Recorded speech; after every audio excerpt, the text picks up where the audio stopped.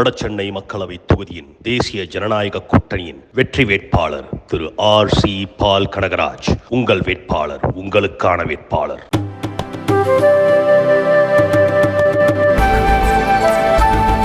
10.5% இடஒதுக்கீட்டால் வன்னியர்களுக்கு தான் நஷ்டம் என்று பொதுப்பணித்துறை அமைச்சர் ஏவா வேலு தெரிவித்துள்ளார். விழுப்புரத்தில் பிரச்சாரத்தில் பேசிய அவர், வன்னியர்களுக்கு 10.5% இடஒதுக்கீடு வழங்குவதற்கு திமுக எதிர்ப்பாக இருப்பதைப் போல பொய்யான காரணம் காட்டி தேர்தல் பிரச்சாரத்தை ஆரம்பித்துள்ளனர். இந்த இடஒதுக்கீட்டிற்கு திமுக எதிரி அல்ல. இந்த 10.5% இடஒதுக்கீட்டால் வன்னிய மக்களுக்கு தான் நஷ்டம். அரசாங்கம் கணக்கெடுத்து விட்டது.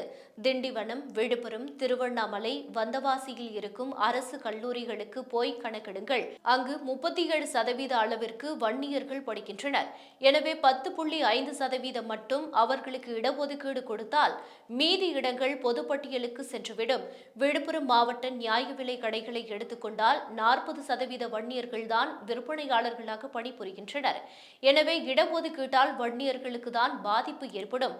தேர்தல் முடிந்தவுடன் கணக்கெடுத்து பார்த்து தெரிந்து கொள்ளுங்கள் என்றார்.